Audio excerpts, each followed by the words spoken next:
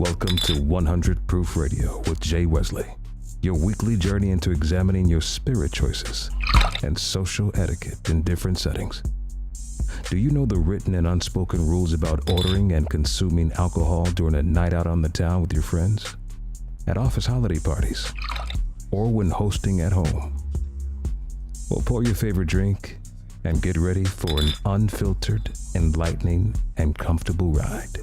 Sip back and relax. And welcome to 100 Proof Radio with Jay Wesley. Welcome to another episode of 100 Proof with yours truly, Jay Wesley. This is our 50th episode and 1-year anniversary. So we want you to go grab your cigars, grab a sip, and toast it up with us tonight as we discuss cocktails and cigars. How does your impact your smoke? Hashtag the perfect match. We are here with the owner who's so gracious to allow us to be here, Mr. Michael Paul. How are you, sir? Very good, Jay. Thank you, and congratulations. 50 episodes, 1 full year. You've been doing a lot of work in our community, and we appreciate it. I don't know if people know the impact that you've made, really trying to organize people and be more of a collective unit versus people moving along in their own pace. Habano Cigar Lounge was birthed by myself, my partners Donna Matthews, who is my wife, and Carl Booker. We've been doing business in this neighborhood for some time and decided that Casper would be our home, and we wanted to create something what we call sophisticated comfort, where people could come in and they would feel like they had been invited to someone's home, at the same time get an incredible experience through products, services, and just an overall education around the culture, around cocktails, and around cigars. So I appreciate you all being here in the Arts District on Peter Street. So if you haven't been here to Habana Cigar Lounge, be sure to come check it out. Next on our list is my good buddy, good friend, bartender, mixologist, cocktail connoisseur. I don't know what to name you, but this is Mike Jones. Mike who? Mike Jones. And thank you again. Congratulations on the 50th in the 1 year. As far as myself, I work here at Habanos. Also, am assistant with opening up Parlor, which is a cocktail den focused on pre-prohibition cocktails, and also I am a beverage consultant for a few bars around here in the city. And I guess I fall along in line with what Michael Paul was talking about here.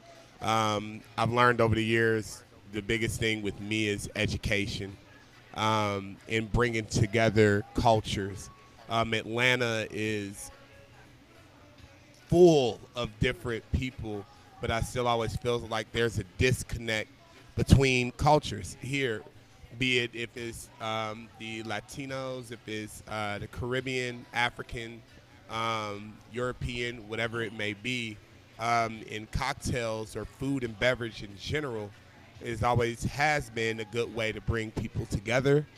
And even with me now working in a cigar bar, it expands it even more. And of course, I know that's what we're talking about, the pairings and whatnot of cigars. Been heavily involved in this city. I am a part of the United States Bartenders Guild Atlanta chapter. Been doing that now for about 6-7 years. I've competed in many competitions, won 2 national cocktail competitions, where I am the current national winner for the sidecar competition. And also just a mentor and friends to many people. So it's good to be on here and good to be with all these distinguished men to talk about more and more about beverage. And cigars. So I want to thank you for taking time out of your busy schedule to be part of this show. And once again, if you're just tuning in, we are talking about cocktails and cigars tonight, how to pair your cigars. We have a sip break coming up soon, so get ready to come sip with us. But meanwhile, we're going to introduce one more guest at the moment, Mr. Jeremy Jenkins. He's a cigar expert. How are you, sir? I'm doing great. I want to first thank you, Jay Wesley, and then Michael Paul and Donna for inviting me to this special event. Congratulations on your show. Thank you. And the duration of it. We need more information out there about this lifestyle. Right. So I approach cigars as a true consumer, someone who's passionate about it, who turned their pastime of just smoking cigars and beverages to a passion, right? Mm-hmm. So I don't lock into one brand. I explore. I want to learn more about it. My wife told me one thing. She said, invest in what you spend your money in. All right. And that's what I'm doing here, and just exploring and educating myself. But I see cigars, similar to these gentlemen here, as the great bonder. So regardless of whether you work construction, whether you're a banker in SunTrust, Bank of America, these big banking brands, whether you high class or low class, a nice cigar at the end of the day where you're decompressing, sitting around with the boys, whether you're fishing or barbecuing, a good cigar brings us all together. Absolutely. And so that's my approach. And with my blog that I created, Bars and Cigars, we just want to give the consumer, whether you're new at it or whether you're experienced, one place to kind of learn about cigars, learn about the no experience, and just educate yourself. And where's Bars and Cigars located? So Bars and Cigars is an online blog. You can find it on Instagram, or you can email us if you have specific questions at barsandcigarsllc@gmail.com.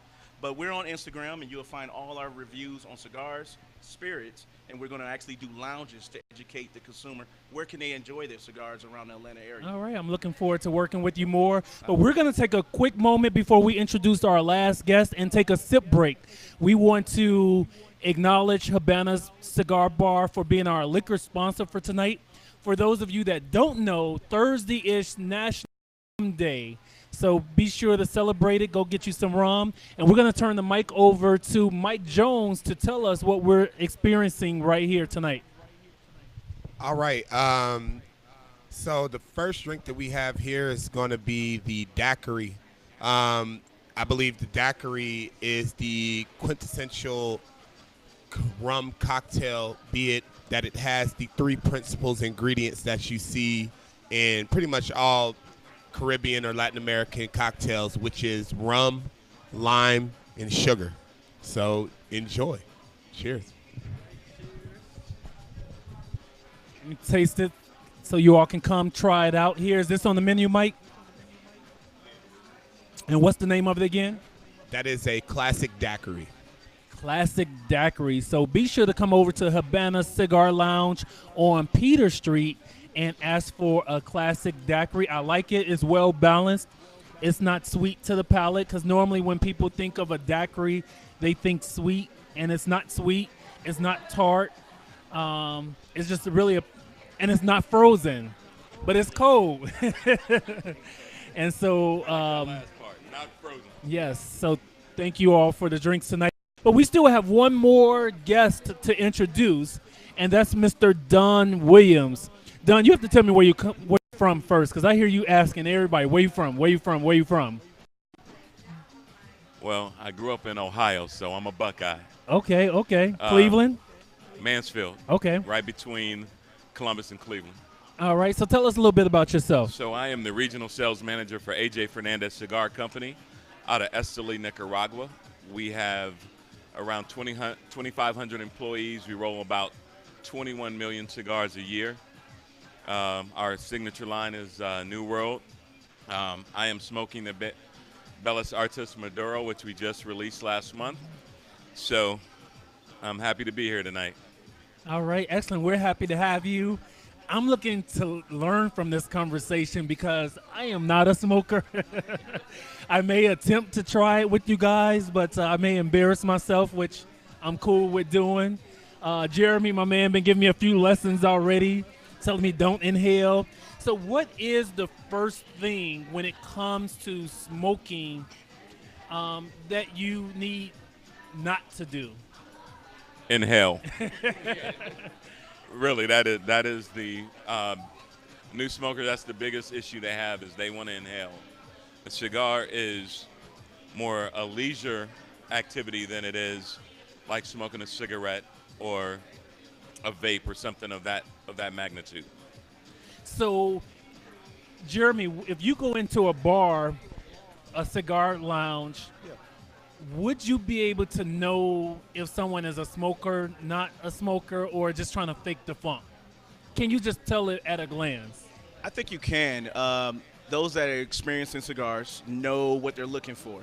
Someone who's not into cigars will kind of wander around, ask about. And there's nothing wrong with asking. I think that's the best thing you should do when you walk into your local tobacconist, right? You want to ask about what's in, what's new, what's trendy, what flavors you're going to get from a particular smoke, whether it's spicy, earthy.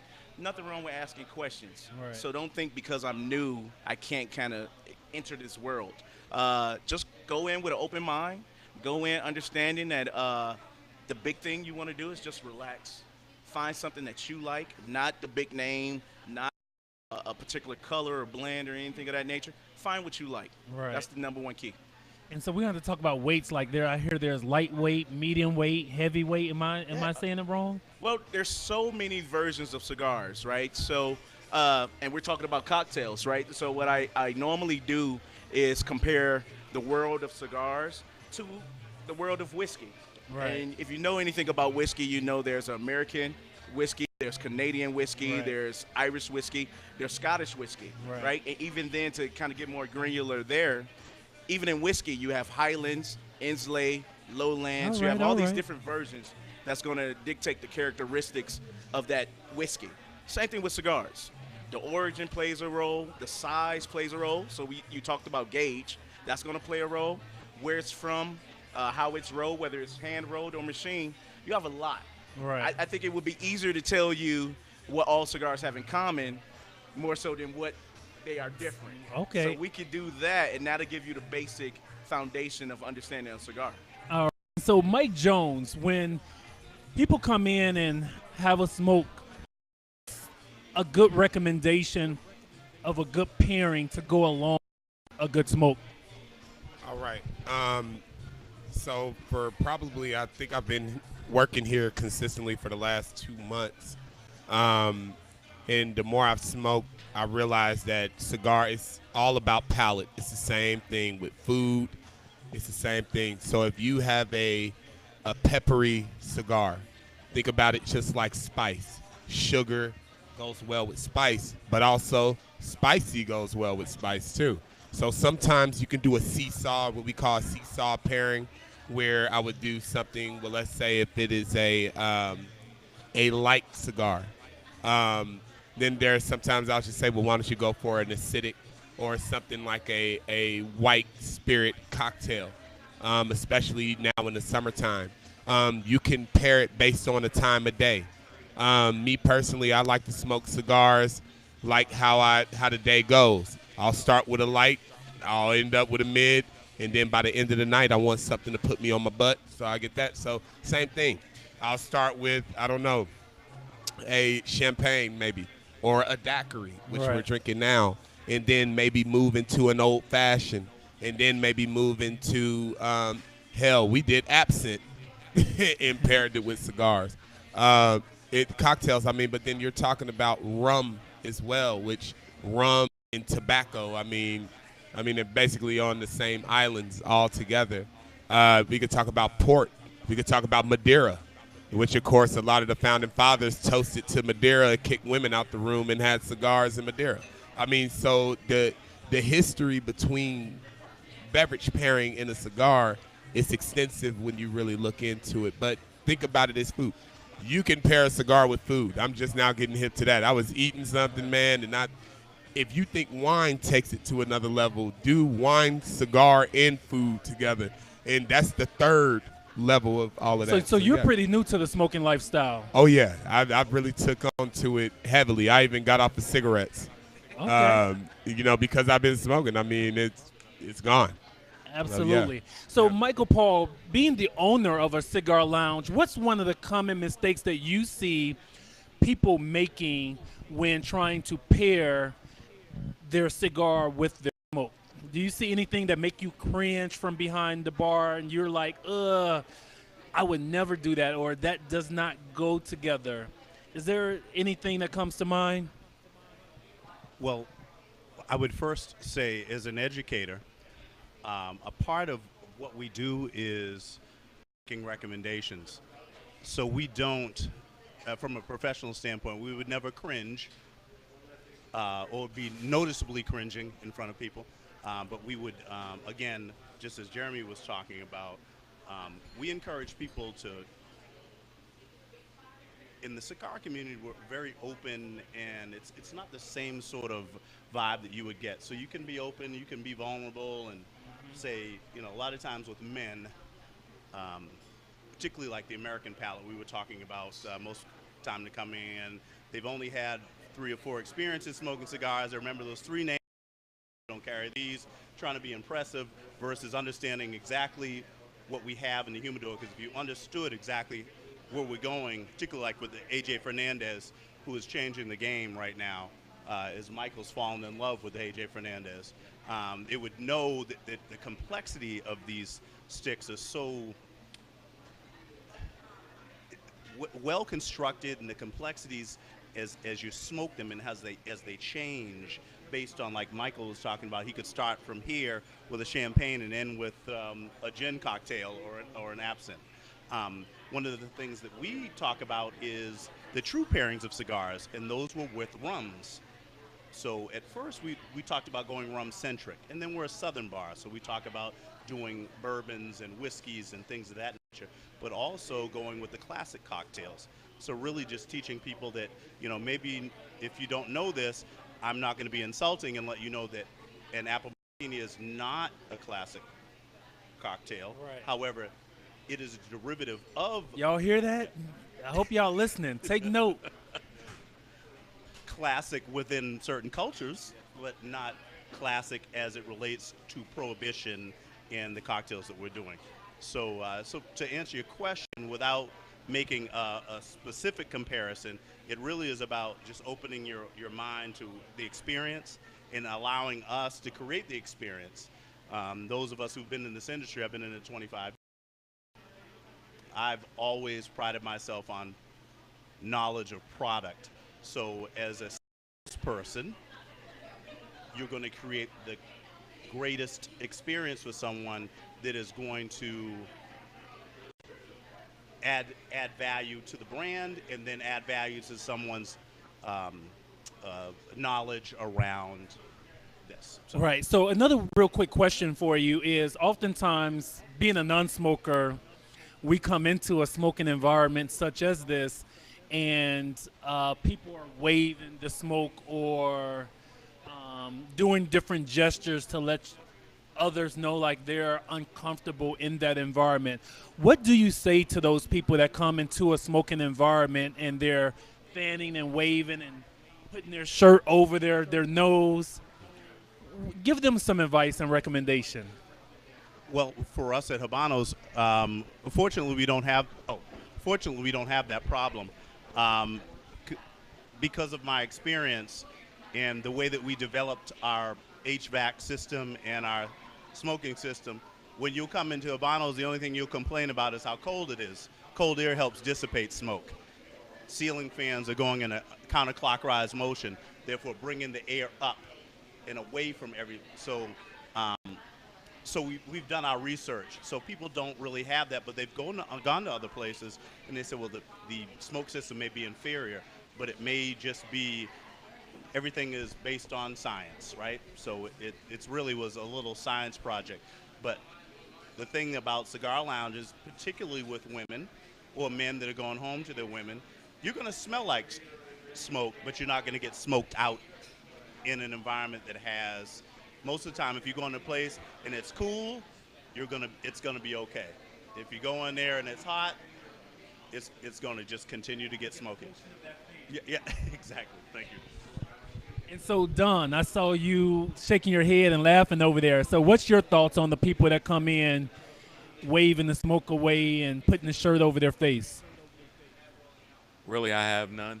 This is the environment you chose to come in, and we just got to do with it. It's just like anything else. You go to a place where somebody's a cigarette. It's how you can maintain and understand the environment as soon as acclimate yourself to it. So, what advice do you give people that's trying to pair their alcohol with a cigar? Any advice that you have for them? I go the 80-20 rule. And 80% of what I'm going to tell you is probably right, 20% is wrong. Because I've seen some light cigars that will knock you on your back, and I've seen some dark cigars that are really light. So what I try to say is the lighter cigar, the lighter the beverage. So if I'm smoking a Connecticut, I'm usually drinking a light rum, a Pilsner beer. If I'm smoking a Habano or Carrillo, I'm going into more of a medium body rum, a medium body whiskey, an IPA beer. If I'm drinking a Scotch or a dark rum, I'm going into a Maduro cigar. If you kind of stay in that realm, you won't have any issues. And like I said, but Mike hit on something that a lot of people don't understand. What you're eating can change your cigar experience tremendously. And doing this for a living, I've had people say, oh, that cigar's not good. So my first question is, what did you have to eat and what did you drink? So I'm always saying clean your palate. You can clean your palate by water. A lot of people, I use ginger ale, or I always go eat sushi, so I keep a little ginger in the car, and that cleans your palate. When you're starting a new cigar with a new drink, it's a different experience than maybe the same cigar you had 2 weeks ago and you didn't like it. So for those of you that's just tuning in, this is the 50th episode and 1 year anniversary of 100 Proof Radio Show, and we are broadcasting with a live audience for the very first time in 50 episodes. So I want to thank each and every one of you for watching me this past year and following me and hopefully making you wiser, which is what 100 Proof is all about. 20 years, and I've seen firsthand people making mistakes when ordering their drinks. So the purpose of this show is to keep you from being embarrassed when out ordering drinks or navigating through different social environments. People just don't know. They don't know the do's and don'ts. They don't know the written and the unwritten. They don't know the spoken and unspoken rules. And so they embarrass themselves, and people like Mike and I and maybe Paul, no, owners don't really do that. We're rolling our eyes behind the bar. At least the bartenders are. We walk away with our eyes rolling in back of our head like, oh, my God, they didn't just say this or ask for this.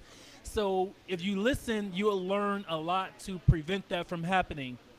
So, Jeremy, what's your thoughts on people sharing cigars? Is that a no-no?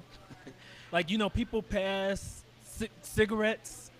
Can you do that with cigars too? Do people share cigars like line smokers? Well, typically when I'm out smoking, I'm with the fellas, so we don't share.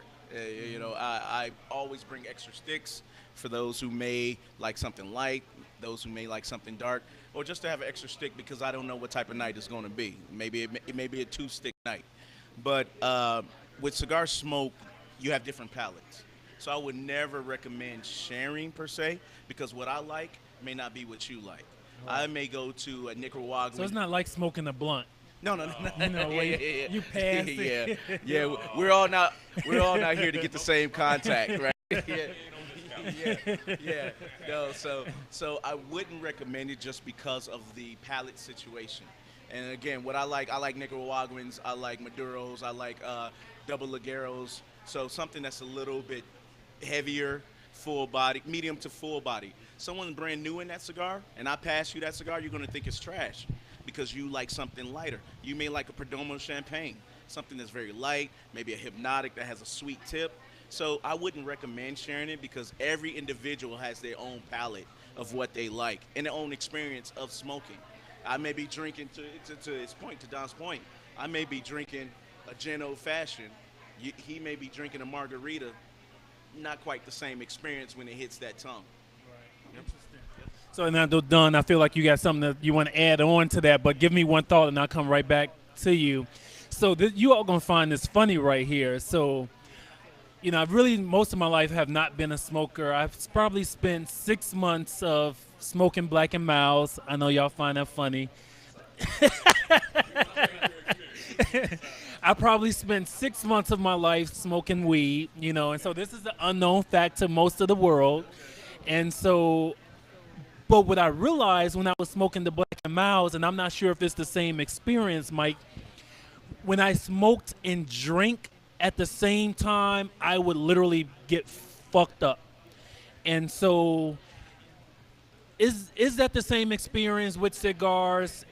Or can you tell me why when I could only do one or the other, I could not do both? Well, still remember this is tobacco, and this is natural tobacco premium. Like I said, coming off of one thing about cigarettes, I have a lot of people who come in to the humidor, and there's a lot of myths that cigars are 30 times worse than the cigarette. And, once I started studying more, I saw that, and I know Mike can speak to it even better than me. Like, cigarettes, I don't even think they're using real tobacco in a lot of them anymore. They're just spraying nicotine, on these sheets while you have a natural plant. So he spoke about light, mid, and heavy. Once I started studying the 3 parts of the tobacco flower, once you get to the higher parts, it's a little heavier nicotine. So you can smoke a cigar and get the same effects to me that you get smoking marijuana, whether it's the different strands. If you're smoking a Maduro, shoot, I had a Maduro put me on my butt, and I'm over there just chilling, sitting back like this. I smoke some. So what's a Maduro? Go back for me a little bit. He could talk about that more than me. Hey, yeah. I'm smoking a Maduro right now. So it's a leaf. Think about it as wine. You got your Chardonnay, and you have your Merlot and your cabs. This is a cab. So it's aged longer, fermented, procured, all those things at a longer rate than, say, a Connecticut or a lighter wrapper. It's just age. That's all it is. It's aging.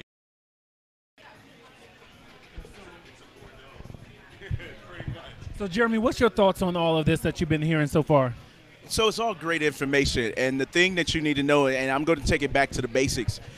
As far as someone coming into the cigar world or the cigar lifestyle, it's good to have a foundational understanding of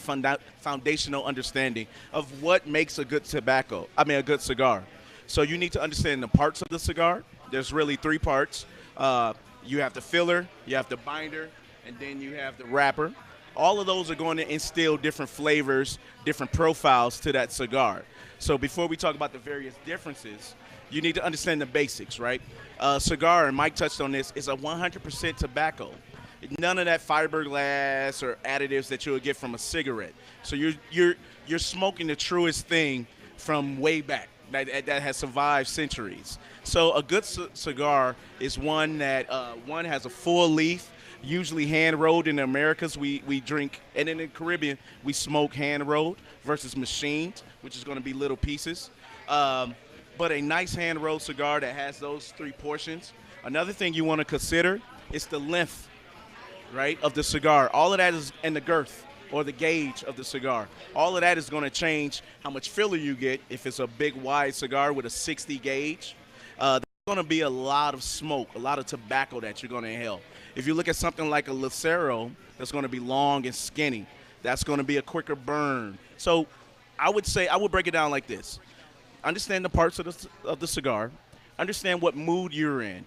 If you got time to dedicate 2 hours to a cigar, then I would say go ahead and get your larger cigars. If you're just coming in for a quick smoke to in between work and headed home, then understand the size and what mood you're in before you actually light up that cigar.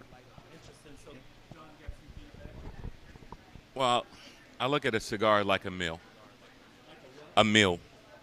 So the filler is the meat and potatoes. Your binder is more like your soup and salad, your appetizer. And your wrapper, which is what I'm holding right now, that is your dessert. So that's going to keep you meaty. That's going to get you started. And that's going to give you your sweetness and your taste. So if you look at it that way and understand the elements, it will give you a lot better smoking experience. Mr. Paul, Michael Anthony Paul. I like that name. Thank you, sir. Sounds rich and famous. Thank you. So if you can tell anybody that's out there advice that you would like that make them a smarter consumer when they come to your bar, what advice would you give them? What would you like to see people doing when it comes to drinking and smoking? What would I like for them to do to enjoy their experience more? Is understanding what you're saying.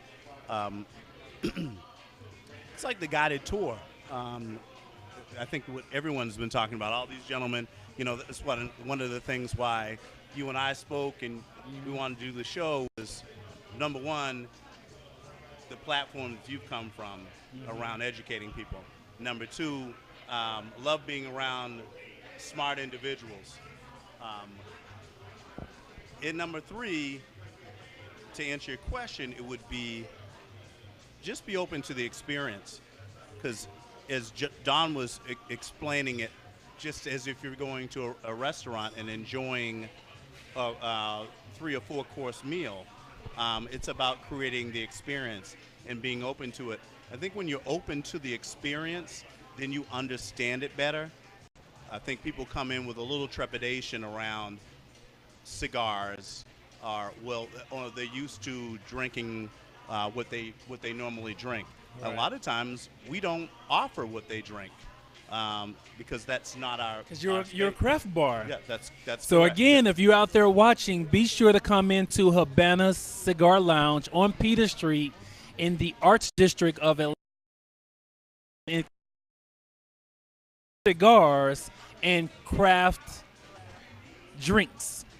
So, Michael Paul, cigars have become like a lifestyle, like a luxury. Like, people want to do it because it looks cool. It looks sexy. Where did this come from? Did movies do this? Or, like, where did this phenomenon come from? Especially with in the black culture, have black people always been smoking cigars? Or Absolutely. Is it something new? Because it seemed like it's just new to me. And I'm not talking about the black and milds. Because, I graduated college in 99. So I was smoking blacks my senior year, maybe one semester. So I don't remember people really smoking cigars before then. It seemed like it's been a boom in the last 5 years. So am I wrong about that? Just correct me, have people always been smoking, or is it become a rush in the last few years? I believe that people have always been smoking, whether or not it be smoking cigars now. Yes, cigars. smoking cigars. Absolutely, absolutely. Because I was raised by uncles, grandfathers, my father, around this culture. I think that men of a certain experience in life, I keep always going back to experiences. I think when you've been put in a particular space, I think that, and I'm not saying men of a certain class, but I think men of a certain experience, in women, I'm sorry, this is a part of culture. I think a lot of things have become a lot more popular. We're talking about doing cocktails from Prohibition era. We're talking about 100-year-old cocktails. They've been around. We can look at. We just did a training on vodkas. Vodka's been around since the year 700. AD. So we are in the midst of our Causing a Stir segment. I have my phone right here. This is your opportunity to chime in and tell us what you think, what questions you have, what do you want to know about drinking and smoking. But meanwhile, we're going to turn to Jeremy real quick. And Jeremy, let's get your thoughts on on all that's being said as far as it being a lifestyle, because you use that word in your opening. Yeah. So, is smoking a lifestyle? Is it for those that income? Is it for the rich and famous? Tell us a little bit about the lifestyle of people who smoke. Because when I think of it and when I see it, I think high class. I think a roller. Like, I wish I could smoke because it You can. it looks so cool. You can. It looks sexy. You know, I would love to do it. But before we come to you, Jeremy, we have another round of drinks coming in that pairs well with cigars. And so we're going to turn to Mike Jones for another sip break so Mike Jones can tell us what this drink is that we're experiencing right now. Okay, everybody. No, this is yours. Yeah, you should. There you go. So You can do a quick cheers. Do a cheers for us, Mike. there we go. All right. Cheers, guys. 50 episodes, 1 50 year. on episodes, air. brother. Yes, absolutely. So what we have here is what I like to say is the quintessential cocktail. When we say cocktail, we are usually referring to back then in pre-prohibition era in the 19th century, the old-fashioned. The old-fashioned in the Sazerac, besides one more step in the Sazerac with absinthe, is spirit, sugar, water, bitters. That was the category. Here we are using bourbon. So this is an old-fashioned that probably is the most well-balanced drink to go with just about any cigar. And it's a great way also if you're new into cocktails and you really want to give it a try, especially my Long Island iced tea drinkers. This is a good one that you really want to hop into. So, Mike, tell us what you really think about those Long Island iced tea drinkers. Hey, y'all can still come in and get you a nice Connecticut seed if y'all really want to do that. Get you a Connecticut style of cigar, a light one or a mid body. Hey, no, I don't care what you drink. If you drink Crown Apple, you can still pair that with the cigar. Remember, it's flavor. You're talking about your palate. Doesn't matter. Take whatever. I'll meet you where you are, and then we'll walk from there. So, Mike Jones, before we give it back over to Jeremy, Mike, tell us real quick, does a person drink dictate a lot about their lifestyle? Segue in that, Jeremy. You can tell everybody starts from somewhere. I think somebody said this with hip hop, or or your sports, your favorite sports team. You know the era somebody started looking at football or basketball based on teams that they follow or they look at to this day. I can tell where somebody started by the type of drinks that they're ordering. And for the most part, I think all of us started at a level where some of us craft bartenders now shun like we've never been there either. Right. You know, I had my Long Island iced tea my days. days. I had my Hypnotic. I had my Long Field Island. Reserve 211. I thought I was doing something with Crown and cranberry and all that. I mean, I thought I was doing something at that time. But again, everything in life is about growth. Like you're always growing. So, I mean, I just got into really understanding cigars. And it even goes back, even if you smoke weed, and let's take it back to there, you already experience the blunt or the cigar all the time. Right. You cut it open. I ain't saying I know how to do this. I'm just saying I've seen it happen. You cut it open. Smoking those Black and Milds back in the day, I would take out the. You're taking out the filler or a binder. You're taking the binder out. You're literally taking the binder out.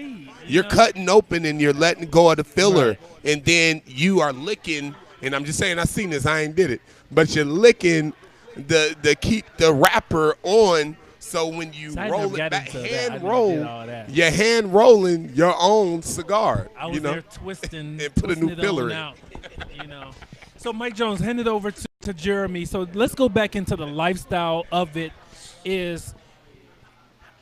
How has this become a lifestyle? Is it a lifestyle? And what makes it a lifestyle? So I don't want you to your listeners to think that cigars mean that you of a certain status. And I talked about this before. Cigars are the great menders, right? Regardless of what you do, how much you make, a cigar is really about the vibe and the feel that you get. Really, regardless of whether you work in construction on I-20 or you're in a big bank, at the end of the day, you want to be a man, you want to decompress, or you want to be a young lady and you want to decompress and kind of escape from the world that you've been in. That's the lifestyle of cigar. It's been associated with movie stars, and it's been associated now with Jay-Z and Steve Harvey and people who in the multi-millions. But it didn't start there. You got to understand, this started in the Caribbean.